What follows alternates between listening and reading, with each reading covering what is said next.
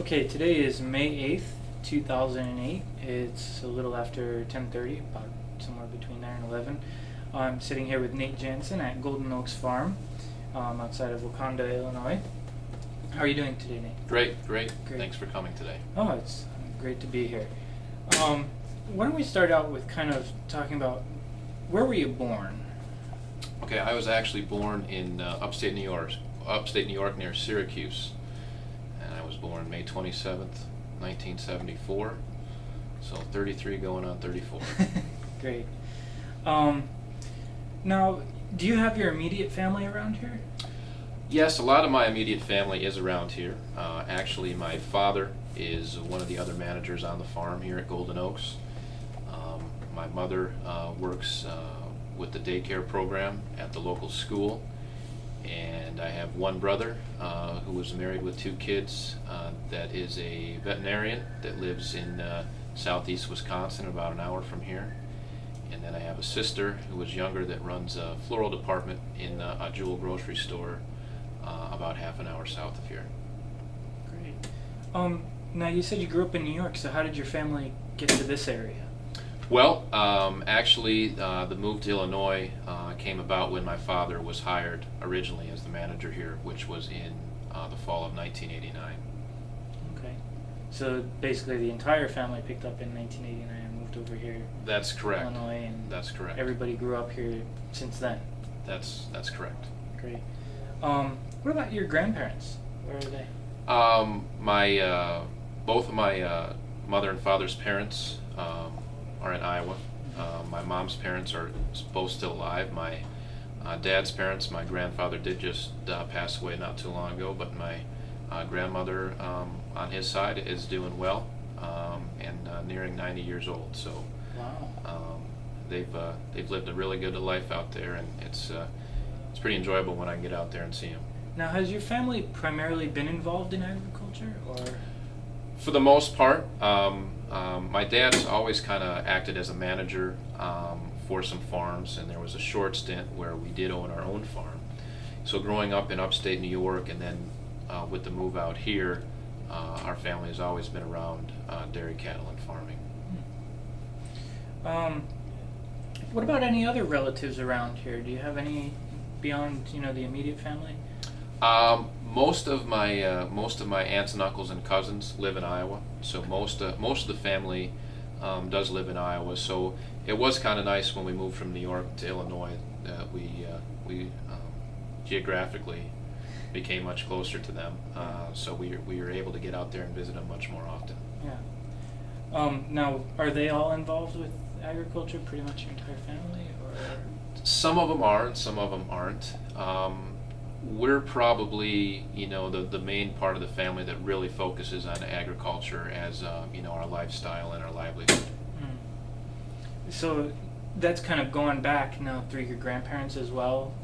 Yeah, Do you know? well, my dad became interested in the farm because his parents had a farm, and they had more than just dairy. They had a few cows, they had a few pigs, they had a few beef cows, and later on in his life, my grandfather became a feed salesman for Mormon Feeds.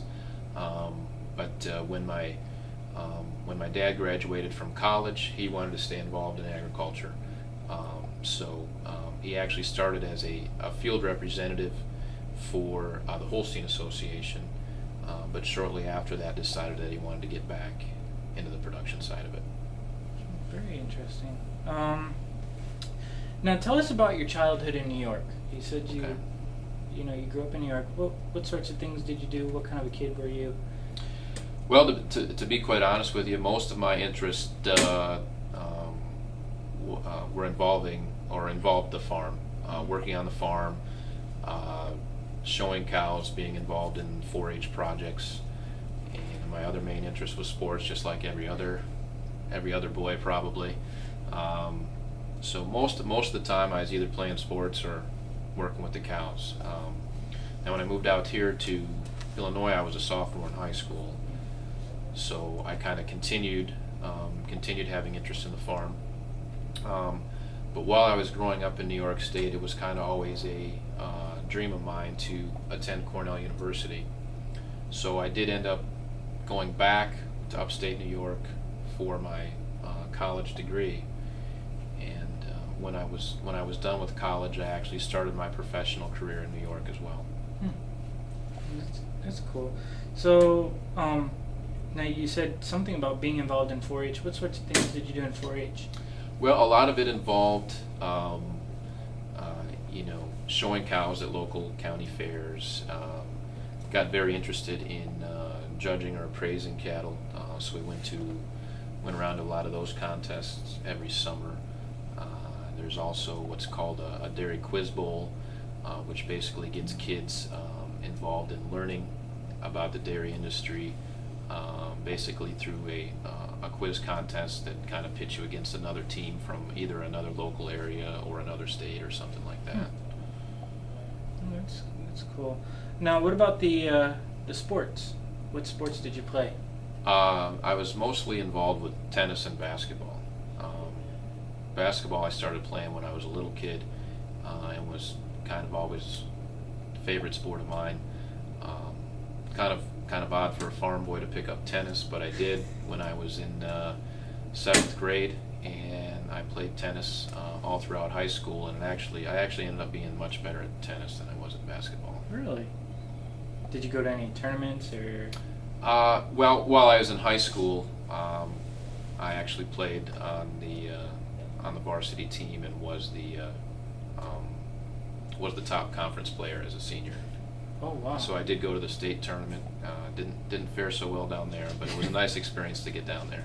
That's cool. That's really cool. Now, what about your friends during those times? I mean, you lived on a farm. Mm-hmm. Now, was the farm kind of out in the country?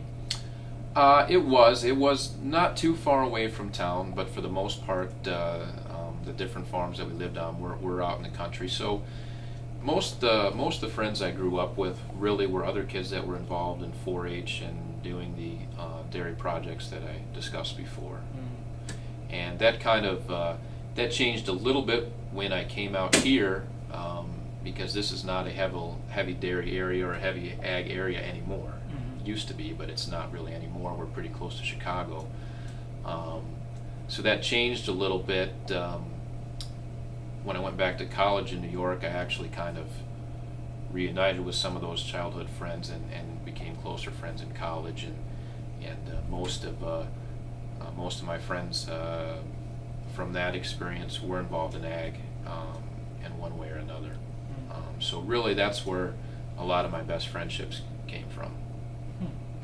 So, growing up on a farm in New York and then spending some of your childhood on a farm in Illinois, what are some of the big differences, I guess, between being on a farm in Illinois?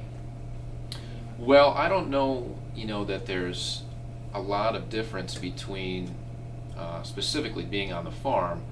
Now, I will say my experiences, like I talked about in New York, were a little more out in the country. We're pretty close to the city here, so that's where the big difference lies. Out in the country, there's several farms out there. There's, you can go down the road and borrow something from your neighbor if you need to. Really don't have that kind of situation here. So I guess with a farm being involved in this area, it might have a few drawbacks because the dairy services are harder to get to. Traffic is, there's a lot more traffic, but there's also quite a few positives. In fact, to being close to a suburban area, I think we can educate the public a lot more. There's a lot more public to educate. With our genetics business, we're pretty close to O'Hare International Airport. So when international visitors come in, they have a chance to stop here, particularly on their way up to Wisconsin if they're visiting some folks up there. So, the big difference is really in the specific locale of the farm. There might be some differences within the industries. New York, upstate New York, is a pretty populated dairy area. They're one of the top states for milk production. Illinois is not really. We're kind of in the middle, about the 20th, 21st ranked state for milk production. So a lot more crops, grown for grain out here than crops to feed dairy cows. So there's some of your difference between the two states. Now you just mentioned something I want to ask you about, and that's international visitors. Okay. Do you have a lot of international visitors that come in to the farm here? We do, and that's based primarily around our genetics business. One of the things we focus on at the farm is expanding on our purebred genetics in the Holstein industry, both with black and whites and red and whites. And we have several markets overseas, whether it be selling, well, right now it's really selling embryos overseas. And we've sold embryos to pretty much every country in Europe. We've sold embryos to Japan, South America, Argentina, or other places in South America like Argentina and Brazil and places like that. So particularly around World Dairy Expo time, which is in October, which is in Madison, Wisconsin, just 2 hours away up Route 12, we attract a lot of visitors at that point. And they'll come to the farm and they will inquire about our genetics, and if something fits their needs that we have available, then we're able to work with them. And it's kind of interesting right now that the U.S. economy, some people are fearing the recession, and the value of our dollar is pretty weak. We can talk about this in a little more detail, but actually the dollar being weak has turned out to be, I don't know if lucrative is the right term, but it's put agriculture in a little bit of a better situation, because our product has more value to people that are buying it. So there is a lot more interest for embryos right now. There's a lot more interest for milk and the byproducts of milk going overseas. So it's as a producer in the United States, we can't just look domestically. We gotta supply what we need domestically, but we have to look globally too. And I think we're kind of set up to be one of the major suppliers in the whole country, or in the whole world. Wow. Well, that's very interesting, and I would like to come back to that. Okay. Okay. Even more. But let's kind of talk a little bit about your farming career. Okay. You mentioned you went to Cornell University. Right. What did you go to the university for? I went for animal science, and when I first started, I had some ambitions of being a veterinarian, and I took biology the first semester and decided that maybe it wasn't for me. So I kind of switched out of that and focused more on taking classes and trying to find a career in the industry. At the time, I really wasn't particularly involved with or particularly interested in production agriculture, but I wanted to be involved in the dairy industry. So when I graduated from college, I took a job with Cargill and their animal nutrition division, and I basically kind of a two-tiered job. One part involved selling the feed to farmers, and the other part involved with that feed balancing rations for them. So we were kind of set up as a value-added. It's kind of a value-added situation where you're not just buying our feed, you're buying our service. And so that's what I did for about a year and a half in upstate New York. And then I actually moved all the way out to western Washington, north of Seattle, actually closer to Vancouver than Seattle, and did the same thing for about a year in western Washington state. And while I was, kind of in the last 3 to 4 months of doing it out there, I kind of told myself that I wanted to try to get back into the production side of it, to actually be on a farm and work on a farm on a day-to-day basis and kind of cut down on the travel and that sort of thing. But my experiences with being on so many different farms along the way, I thought could help me, in trying to put myself in a position to get back onto the production side of it. So what happened toward the end of my stay in Washington is that the folks at Golden Oaks here, the owners, decided that they wanted to try to make the farm a little more efficient, and the way to do that was to kind of grow into the land base that they had.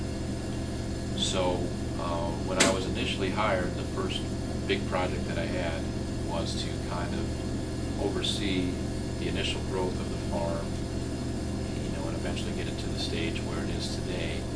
And essentially since that time, just kind of grown into the position I'm in today. If we were to put a title on it, I guess I'm called the Dairy Operations Manager here at the farm. And so more or less kind of see the day-to-day activity on the dairy here itself. Very interesting. Now you brought us up to the time when you're here at the farm. Okay. You mentioned the folks at this farm. Mm-hmm. I'm kind of wondering, can you tell us a little bit about the history of this farm? Absolutely, absolutely. Golden Oaks Farm here was established in 1948, and it's owned by the Crown family. They're a family that have many entities. They work out of the city of Chicago. When it first started here, there was about 50 cows and 300 acres, and it's grown to the size it is today, where we have about 700 adult cows and 550 young stock, and about 1,500 acres that we actually crop, and then we rent out some other acres as well. They've always been interested in agriculture, always been interested in the purebred genetics. It's a little bit of a different situation because none of the family members live on the farm here, and we meet with them about once every month, and we meet with them out here 2 or 3 times a year. So it's interesting that that it's a situation that works well. That they've trusted us and our employees to to run the facility and the farm the way they want it to be run. And I really commend them for keeping agriculture in this area, because they could very easily sell this land for a lot of money, or turn it into a housing development or a golf course or whatever. So I'm really proud of the fact that they're very interested in keeping agriculture here in Lake County. Why do you think they're keeping agriculture here? Because they have a love for it. Even though they're not here on a day-to-day basis, they're very interested in it. You can carry on a conversation with them just like we're having right now, and they'll know exactly what's going on the farm, even though they're not here. So they're very interested in having the land base and the farm here, and also working with the genetics that we talked about as well. Speaking about the farm, can you kind of give us the layout? I mean, you gave us the acreage and stuff like that, but can you kind of describe it? Sure. Well, I'd say we're a relatively modern facility at this point. The farm as it is right now, we expanded and built in 2002, and we're actually right at the 6-year anniversary of when we started milking in this facility. We have 2 barns for the adult cows, the adult milking cows, and right now we're milking about 625 cows. And these facilities also hold the cows that are about ready to give birth, have their babies. And we have a milking parlor it's called a double 12 parlor, which means there can be 12 cows on each side. We can milk 24 cows at one time. So that's here on this main site. The office we're sitting in is attached to the milking parlor. Since we got quite a bit bigger, we kind of wanted to expand our office facilities as well. And then we utilize some of the old farm for heifer raising, for keeping equipment,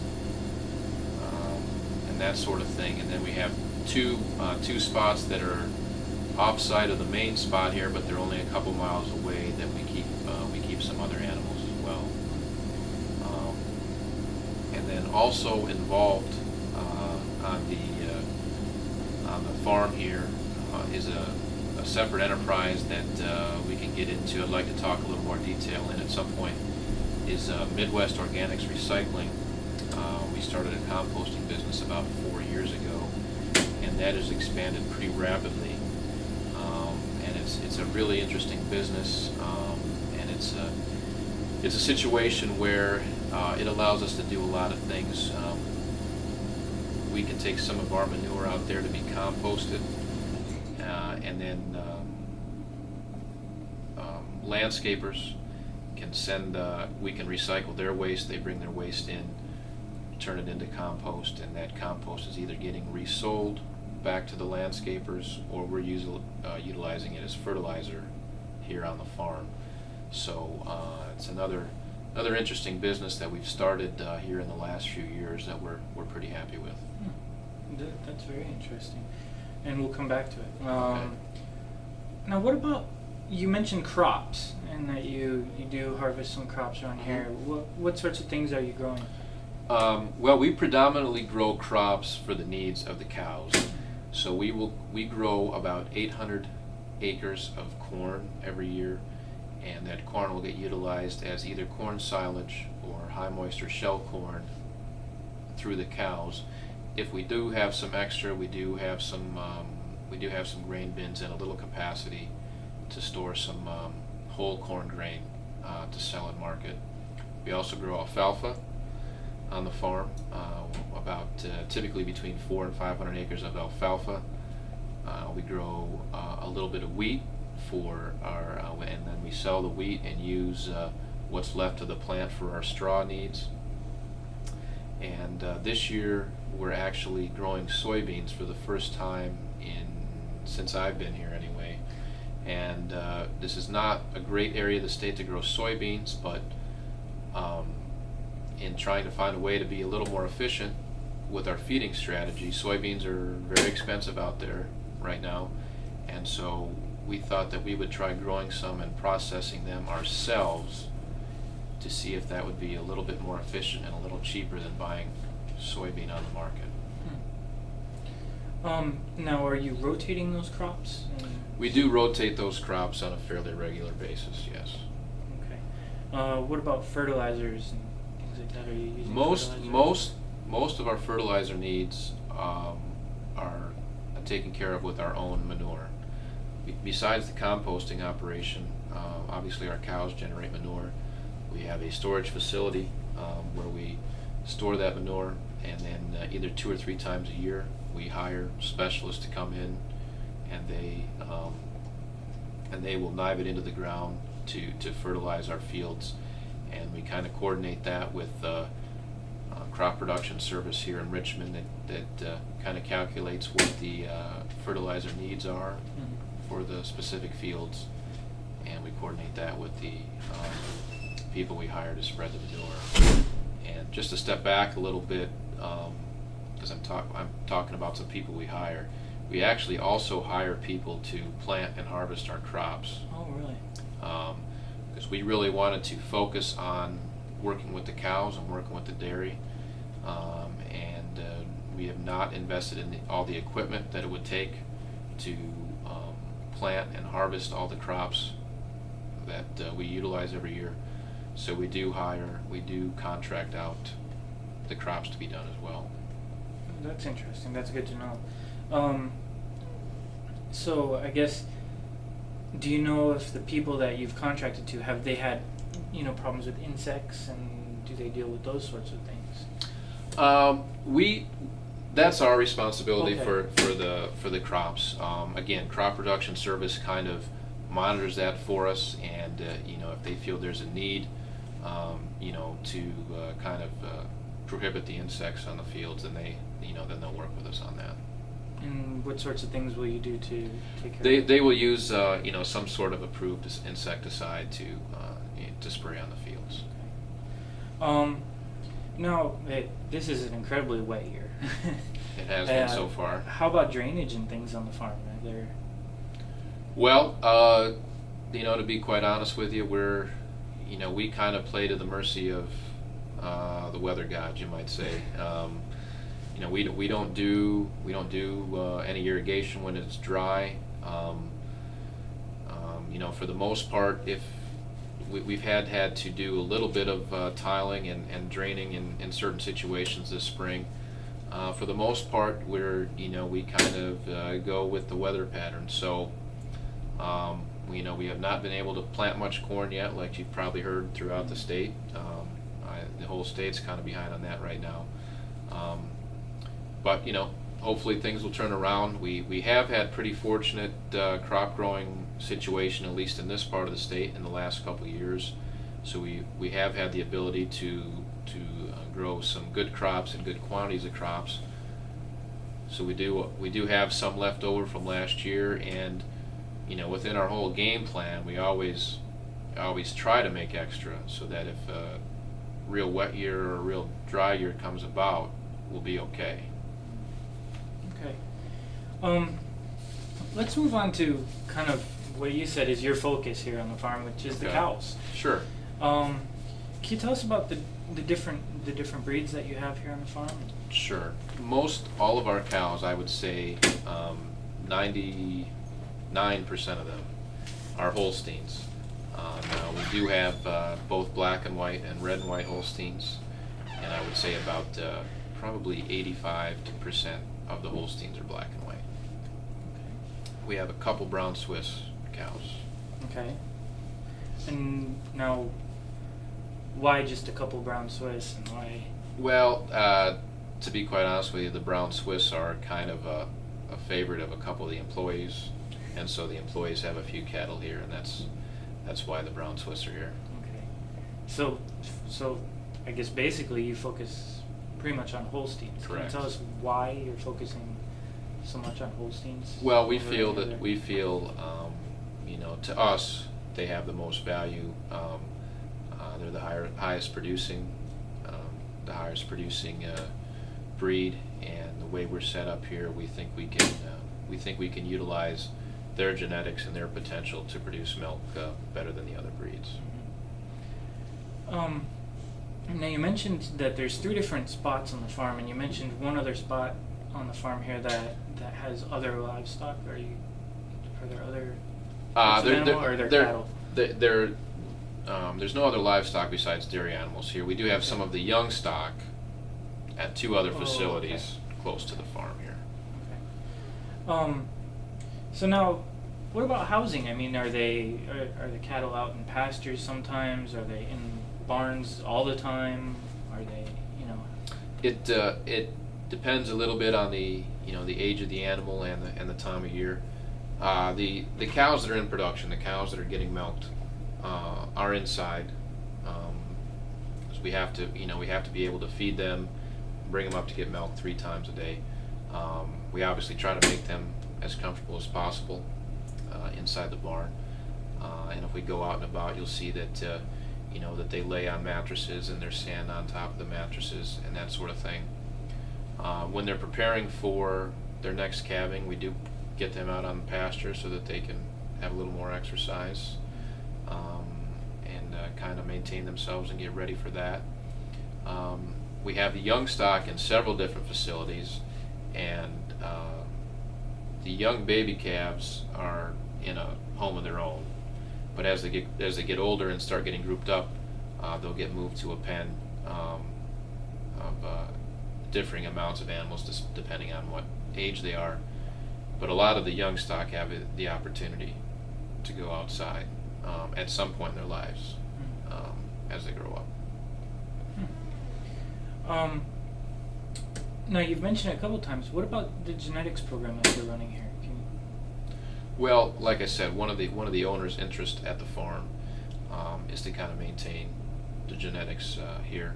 So what we do there is we kind of try to identify some of the top cows in the herd, and we work with them through what's called a flushing program or superovulation to try to capture their genetics, and then we can, once embryos are made from the superovulation, we we are flexible or have the opportunity to do different things. But then we can sell the embryos, which I've talked about already, or we can put the embryos in basically a surrogate mother or a recipient mother, and the calf for us, and then they'll either make a female or a male.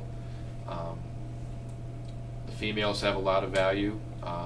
Will either have a lot of value to us, or they may have a lot of value to somebody else. So we might sell a live female in a consignment sale.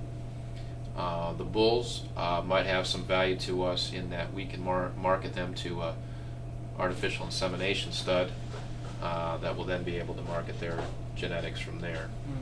And we're always keeping tabs of the industry as far as other animals out there from other farms that we might be interested in bringing into our program and working with. So we subscribe to a lot of different magazines. We advertise all the time our genetics. We advertise our genetics on a website and in several different monthly magazines. And then there's some word of mouth involved with it as well. So and it's kind of the neat thing on the farm that we do, and through that, we get involved with some sales, and we get involved with showing some animals, and those are some of the nice things that for some of the employees to kind of get away from the day-to-day routine of things a little bit, to have the opportunity to work with that as well. Yeah. Now you mentioned you go out and you seek out the different cattle that have something that's special, I guess. Right. You would say. Right. What are some of the criteria that you're looking for? Well, when we're looking for something that we want to work with, it's really the potential of that animal, and that the potential of that animal is measured through their ancestry and how their ancestors have performed, whether it be the dam, the mother, or the sire, the male. We evaluate the particular animal on the production aspect of it themselves. Are they a good producer of milk or protein or fat, and do they have the potential to go along with that? And then some of the animals already have females or males on the ground that have maybe performed well already, so we'd go back to the donor of those animals and maybe look at them. And then there's a type or a phenotypic appearance aspect to it. The cow's got to look good. She's got to have the traits that will allow her to thrive in a production environment. So she's got to have a nice sound udder. She's got to have nice sound feet and legs for mobility. And so those are some of the things we look at when we go out and look to buy one. Now, who's doing the genetic stuff of taking the eggs or the sperm and things like that? There's a veterinarian specialist. For us, it's Sunshine Genetics that does the work for us. They're located up in Wisconsin, but they specialize in embryo transfer, and so they will come down here and do those procedures for us. Now, in terms of markets and milk and everything else, how has the milk market been for the farm so far? Well, the milk market can be pretty cyclical.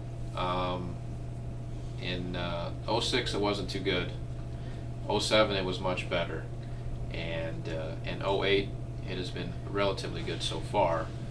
The thing to kind of realize is that the whole dairy environment has kind of changed.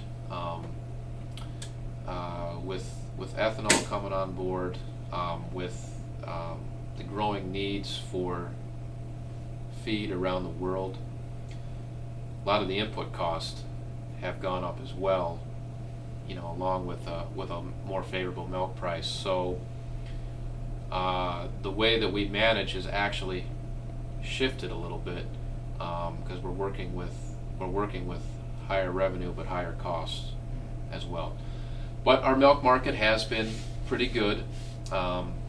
We actually sell our market to Grande Cheese, which is actually a privately owned processor in Wisconsin, and their specialty is making Italian cheese, higher end Italian cheese, that they will sell to higher end restaurants, particularly pizzerias.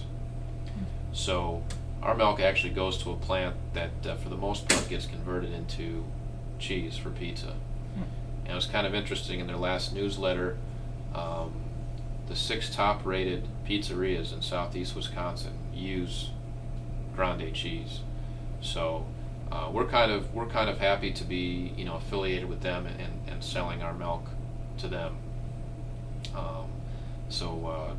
That's been a good market for us from a milk side. So all of your milk goes to making cheese then? Most all of it. They may sell our milk to somebody else for fluid Okay.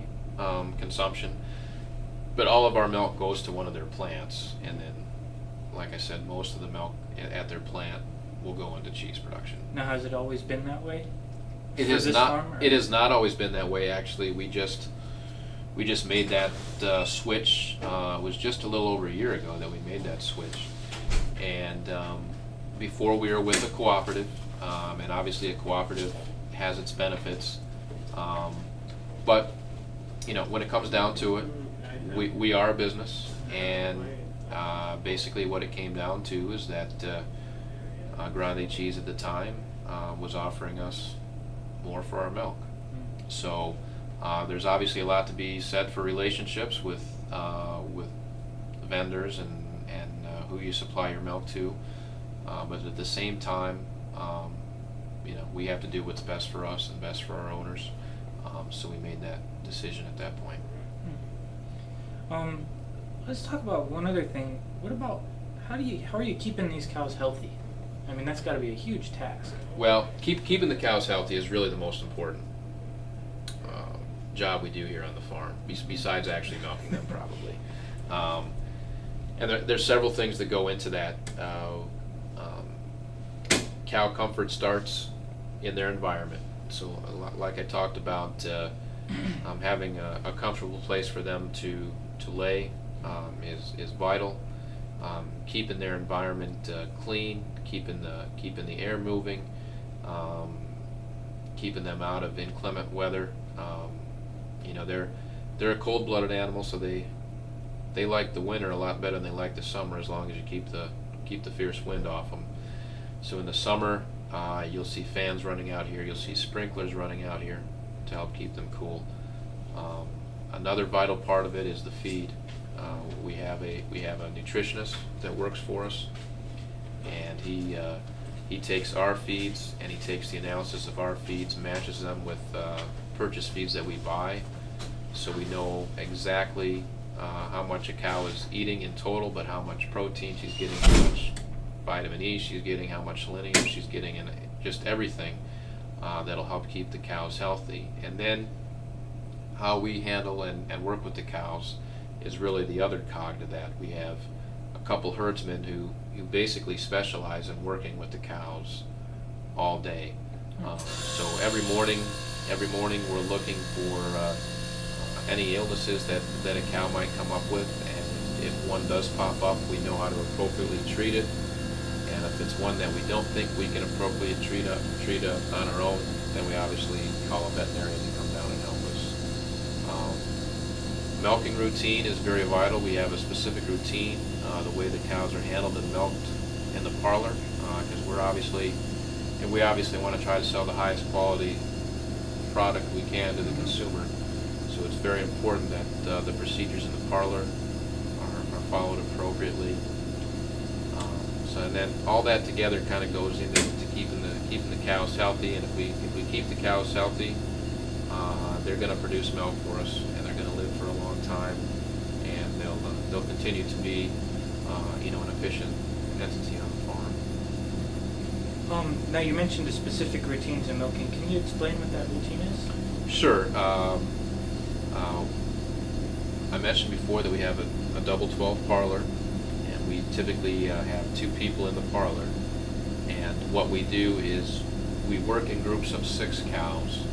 So one milker will physically strip on the udder to check the milk, to make sure that the milk looks the way it's supposed to.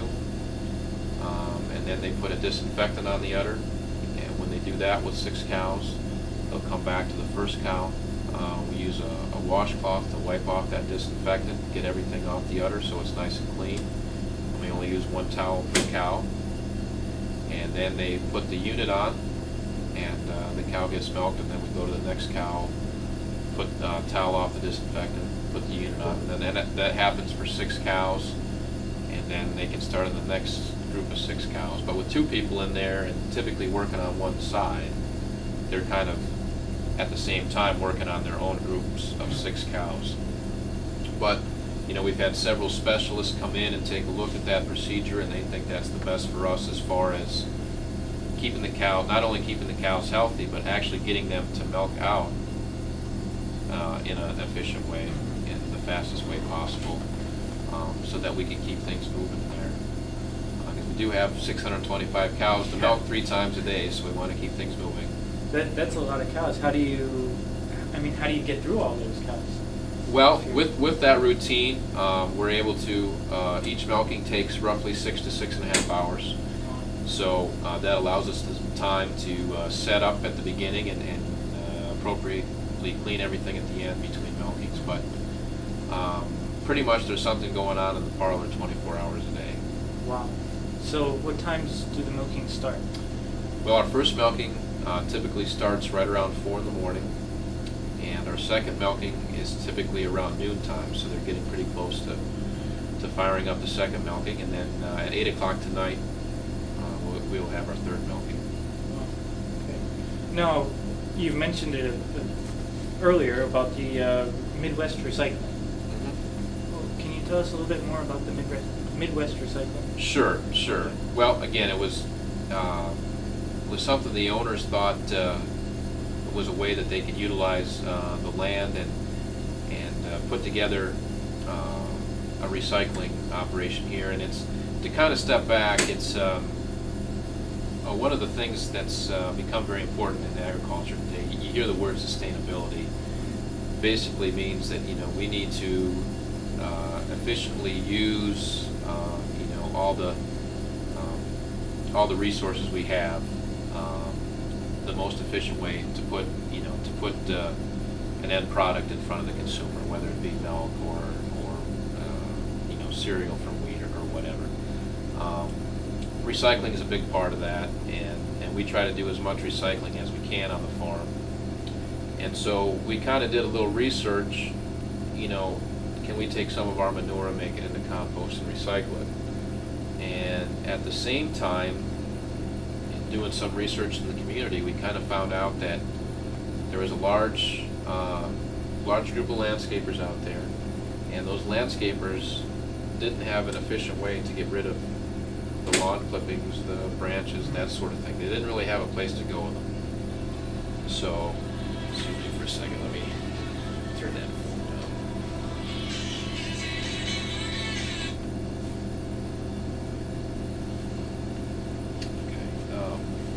So, when we first started, the biggest thing was letting the landscapers come in with their waste and mix a little manure with it, make the compost, and then use that compost on the fields.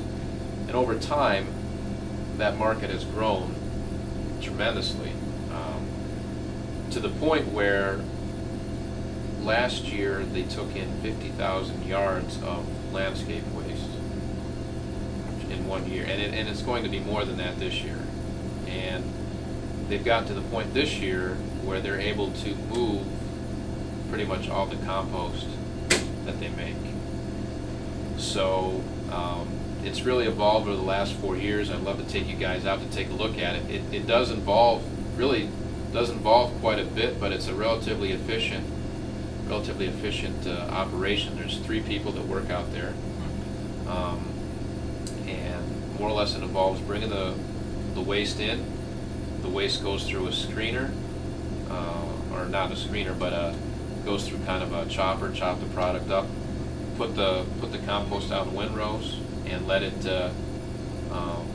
let it heat up to the appropriate temperatures and kill off the bacteria that it needs to, and let the bacteria grow that it needs to.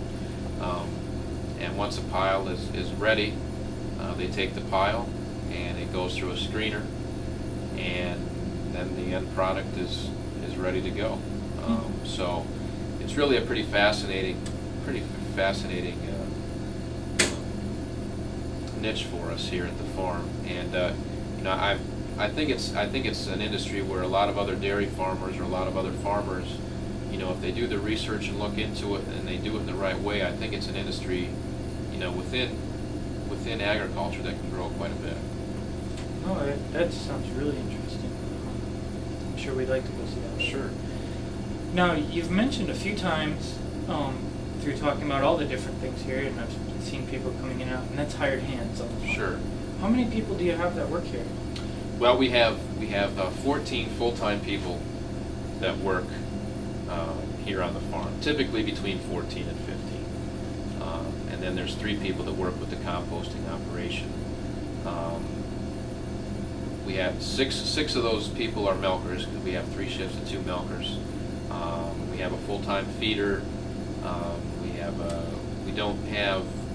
have one guy that works predominantly outside, since we don't do a lot of our crops. We don't have a big crew for that. And then we have people that specifically work with the cows, and my dad and myself, and an office manager, and that kind of rounds it out. I mentioned to you before we sat down here that one of the things we do, and you can kind of see it behind us here, is that we work with a program that was established by the family to work with interns here at the farm. So every summer we have at least one intern that comes to the farm here. They live here, and we pay them kind of a modest wage, and they get to experience being here on the farm, and hopefully they're learning something from us, and most of the time we're learning something from them too. And then at the end of a successful internship, we pay them a scholarship in the amount of $3,500 to go towards their tuition for the next year.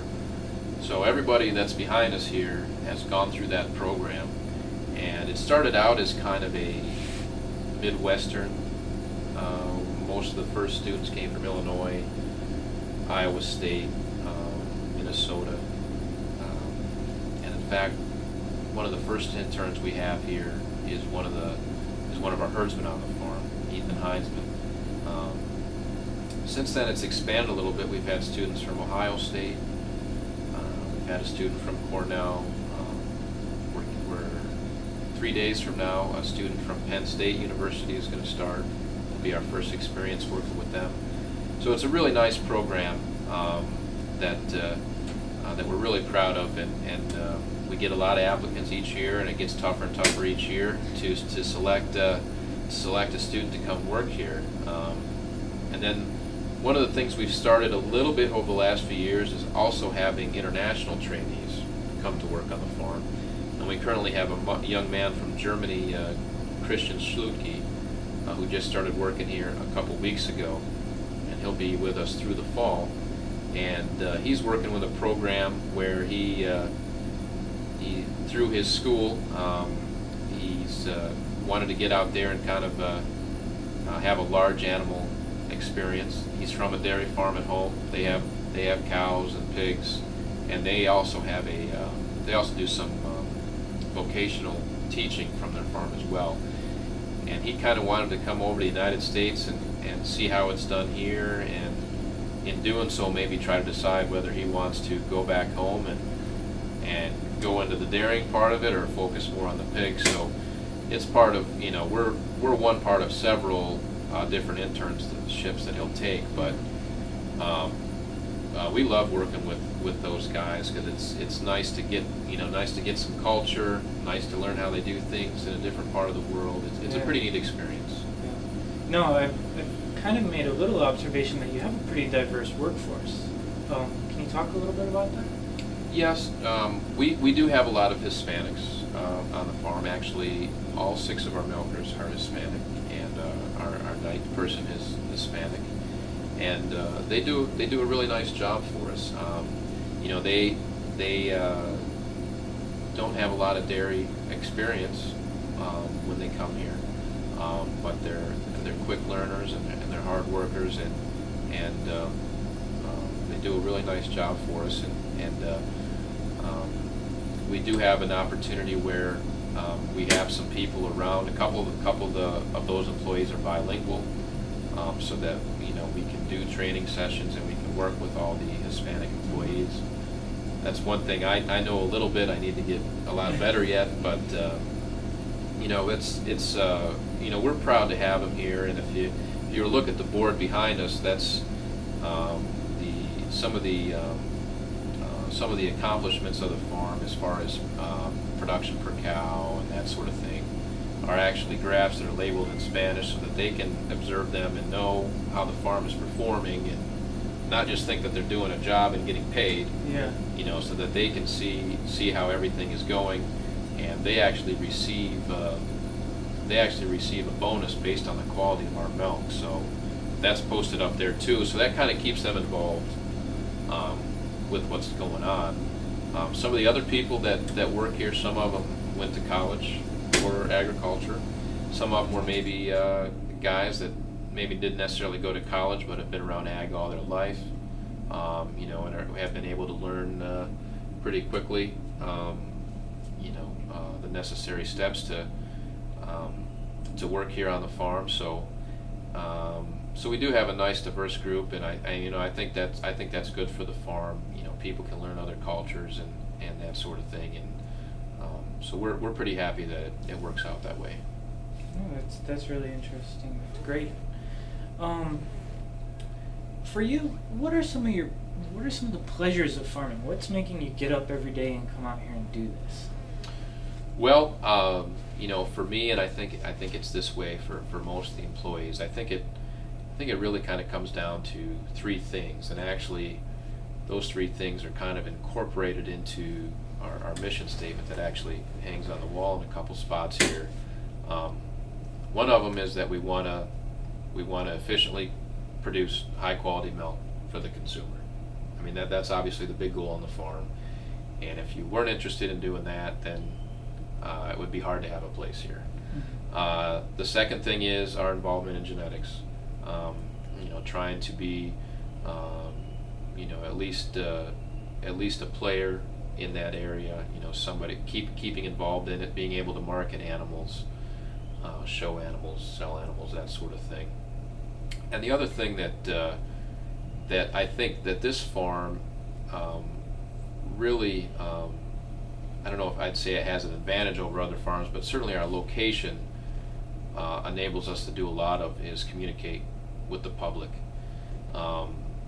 More and more these days, I feel dairy farmers need to educate the public on exactly what they're doing, exactly how the milk that is produced is getting to the glass that they're drinking at home every night for dinner.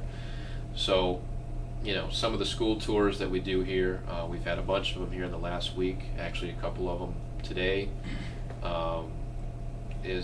I think is pretty neat, just to get people to understand what happens here, and to be involved in the community, with something that's relatively large in their community. That being in a suburban community, they're not thinking about farms being here. So it's nice to have the opportunity to educate those people. Now, what about you have a lot of people that are working here, and there's a big community around here. What about family life and the families of the workers, and do the families get to come to the farm much? Is it? They come to the farm occasionally. Obviously, we want our employees to have a life outside of the farm. So we try to structure ourselves, in a way that allows them to have time to spend with their families. A couple things that we do here for the families. One of them is every year in June. It's actually coming up in about a month. The family downtown, the people that are involved with the ownership of the farm, they put on a picnic here at the farm for employees and families of employees of all their different entities, and obviously we're one of those. So that's a situation where all the employees invite their family and friends to come to the farm and have a fun day at the farm. And we also we may not necessarily have all the family members here, but at Thanksgiving time we have a dinner with all the employees that's catered. At Christmas time we have a dinner with all the employees that's catered, just so that we can keep them involved with what's going on the farm. That's really cool. Now, to keep family involved, your father also works here, and you're working here. I mean, how is it working with your father on the farm? Well, it's an interesting relationship in that we're not a father-son owner operator. We're father-son management team for another owner. But since we've grown up around it together forever. He taught me everything really that I know growing up. So it actually works out pretty well. We have a little bit of a different focus on the farm. I guess he's a little more broad, kind of oversees the crops and hiring the people to do that, and hiring the people to fertilize the fields. Kind of a lot of general stuff on the farm. And I focus more specifically on the day-to-day with the employees and what's going on here. Obviously, there's some intertwining of our jobs, and there's a lot of time that we have to discuss what's going on, and he's we kind of tag team the whole genetics part of it a little bit. There's we work it out, so he goes to some sales and I go to other sales, and so that way we're able to work it out pretty well. So it's there's always going to be disagreements on way things that can be done, but we have a pretty good way of working through those. But like I said, we kind of got to realize is that we're making a decision for somebody else and not ourselves. So we just have to make sure that we're cognizant of that and making the decision in that way. Well, that's interesting. Now, how about your neighbors and the town around here? We are in a suburban area, and it's not real, I wouldn't say it's a real common thing to have such a large farm in a suburban area like this. How are your neighbors around here? We have a pretty good relationship with our neighbors, I think. And a lot of what helps a lot of that is having the tours here, having the public come in. So we do have a nice relationship with the schools. The other thing is that since we are relatively large, even though we're not in a dairy area per se, we still need suppliers, we still need vendors. So when it comes to things like excavation or buying materials or buying fence or anything, some small things that we might need around here, we have to rely on the community for those items. So it's we've actually kind of grown into the community a little bit, in that we have some of our really close neighbors are people that are that work around the farm all the time, and and those relationships are important to have. We actually have a pretty good relationship with the sheriff's department because we are a relatively big farm. We're in a suburban area, not going to see everything that happens, so they help us monitor what's going on here. We have a couple construction guys that help us out all the time when we need some things fixed, and they're the type of guys that if we need extra hands during crop season for something, they'll jump right in and do it as well. So establishing a relationship with the neighbors is pretty important. And one of the other things that kind of helps that is, for example, on the couple days of the year that the people are out spreading manure, we're obviously, by knifing the manure into the ground, we take away a lot of the odor. But when they're mixing the manure before they, and the wind catches it the wrong way, it's going to smell like a farm, and it might get out a little bit. But we've had local people like from the health board and the Chamber of Commerce and all that stuff come out here, see how we do it, know that we're doing it in the appropriate way, so that if somebody does call and kind of wonder what's going on, they actually kind of help us out to answer some of those questions. So building those kind of relationships have really allowed us to really kind of stay here where we're at. Now you've seen a lot of change, I imagine, in agriculture, Absolutely. especially in dairy farming. Can you talk a little bit about some of the more prevalent changes that come to your mind now? Well, certainly within the industry, automation and technology has improved the efficiency of what we do. Obviously, it starts out with the milk, and you don't see too many people that milk by hand anymore.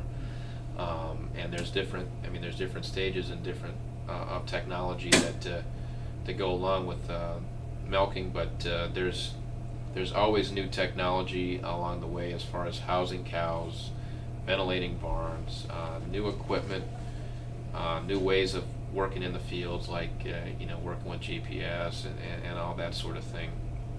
And so, adopting that technology is important as long as it fits into your operation and is economically feasible, I guess. So that's always one of the challenges as a manager, and what we're doing here is, is there technologies out there that that we can bring in that are going to improve our efficiencies on the farm. And I'll give you an example we have done in the last couple of years. I mentioned that our cows lay on sand. That's only been within the last year. Before that, they were on a mattress and sawdust, and we weren't completely satisfied with the comfort of our cows. Sawdust was costing a lot of money, and we knew that sand was probably the best way for our cows to stay comfortable. Sand, however, is very hard to move. It's not completely easy to get, and it can wear out equipment pretty fast. So we came up with a system where we actually our manure goes into a facility, and then the sand gets separated away from the manure, and we reuse that sand in the barn. So the sand is completely washed away from the manure, and we reuse that sand in the barn. We reclaim about 85% of our sand, which obviously drastically reduces the cost of buying sand and bedding the cows. But it's also improved efficiencies on the farm. It's improved milk production. It's improved udder health. It's improved reproductive performance. It's improved the mobility of the cows. Some of those are very measurable, and you can put a dollar value to them. Some of them are not as measurable, and you kind of have to put an indirect value to them. But we think it's a system. We're kind of crunching some of those numbers right now because we're right at a year. Originally, we thought it was a system that was going to have kind of a 2.2 year payback, and it's looking right now that it could end up being less than that. So, that's just an example of the technology's out there. Does it work for us? Is it going to make us a more efficient place to milk cows? What do you do when you see a new technology that's coming out? I mean, technology is always changing, very fast pace. Right. How do you sit down and evaluate something like that and say, is this going to work for us or not? Right. Well, a lot of it involves seeing it work at other farms, and that might be where we have a little bit of disadvantage, because we're not going to be able to hop in the truck and drive half hour from here and see a lot of these technologies. So, we do have to get out a little bit to look at them. You obviously have to have some trust in the people that are selling you the technology.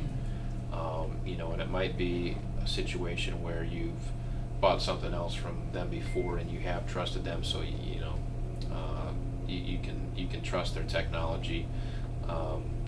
But the feasibility, the economic feasibility of it, is really the most important part, because again, we're not buying it for ourselves, we're buying it for the owners of the farm. So we need to present to them, and we go through this. I mean, every time it's a big item, we go through a presentation, we have multiple quotes, and we say, hey, we really think this is something that's going to work here at Golden Oaks. But it's going to cost such and such. We think we'll have the return in such and such time. What do you think? And that's kind of the process we go through, and some of the technologies get approved, and some of them don't, and we go forward from there. Huh. Now, to kind of wrap this up and everything. Sure. What do you see the future of farming is going to be? Well, I think farming has a tremendous future yet. Like I talked about in the first part of the interview, I think the United States has positioned itself to be a real dominant player on the world market, supplying milk and milk products, supplying grains to feed the world.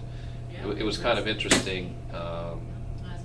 I did a little piece for the NBC Nightly News a few months ago, and that was about exporting dairy products and how that's become pretty prevalent for us. Can we stop for just 1 second? Sure. Hey Susie, how are you? Good. Good. Good to see you. Yes. Maybe you want to include her in your thing. Just a Well, second, we're because just that's part of the story. finishing up, so we might be going out and about to walk around a little bit. So All right. we've kind of talked about the genetic stuff and that sort of thing. So Susie actually represents American Breeders' Service, Hi. which is a AI organization, artificial insemination organization that buys and tests and distributes bull semen. distributes genetics. That's the way to say it. Yeah, distribute genetics, yes. Great to meet you. That's what we're Especially when working you have the kids out there, you say distributes genetics. Genetics, yes. So Picking up a bull next week. He's all ready to right, go. he's so. all ready to go. Yeah. So Nice to meet you. all right, so you guys will be out and about a little bit. You see Okay, those you shadows got and gold you got ones? the paper with the ones to look at and Yeah. whatever I other have a ones. list too, yeah. Okay, all right, great. Okay. All right. I don't know there as much. Thanks. Not a problem.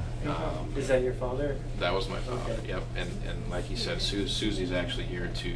She's interested in buying bulls, so buying our genetics. So let's step back. What were we talking about? Exporting. Yes. Okay. So the idea around that piece was going back to the weak dollar, and exporting in ag is benefiting from that.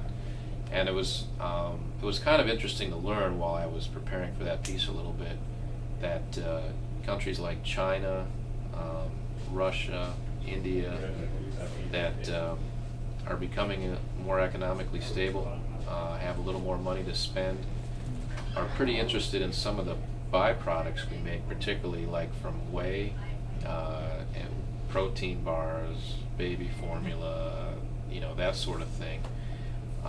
As they have a little more disposable income, they're buying a lot more of that kind of stuff, and that's where a lot of our exporting is going to. So it's, to get back to, where do I see ag going? I mean, it's going to continue to evolve.